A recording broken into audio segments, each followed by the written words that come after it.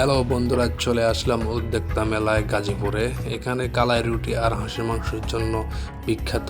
এই মেলাটা শুরু হয়েছে শুধুমাত্র হাঁসের মাংস আছে কালাই রুটির জন্য। তো চলে আসলাম বিভিন্ন বত্তা সত্তা দিয়ে আমরা খাওয়ার জন্য। তো আমি আর আমার বন্ধু দুজনে মিলে পেট ভরে খেয়ে নিলাম। খেতে খেতে তারপরে ঘুরলাম অনেকক্ষণ।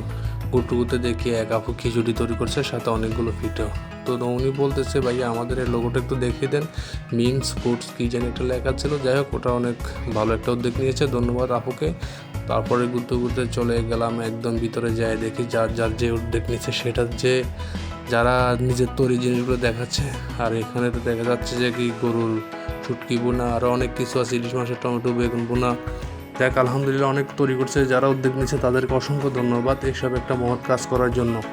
তো এখানে বিভিন্ন প্রকারের আপনার ওষুধালি মানে বিভিন্ন আইটেমের জিনিস আছে, ভর্তা বলেন, যে কোনো জিনিস মানে যে যেটা উদ্যোগ করছে সব কিছু আছে। আর এখানে তো বিভিন্ন ফ্যাট ভোজন খাবার। ওর বাবা মনে হচ্ছে যে কি, প্রথম দেখলাম এত বড় রুটি, মনে হয় পুরো কড়াইটার উপরে মনে করে পুরো আসমানটা বয়ে দিচ্ছে, এত বড় একটা রুটি প্রথম দেখলাম।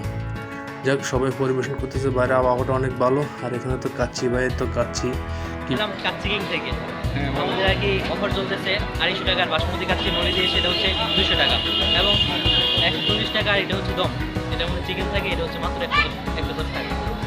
যাই হোক, ওনার কাচ্চির আইডিয়া দিলেন, যদি খেতে মন চায় চলে আসবেন।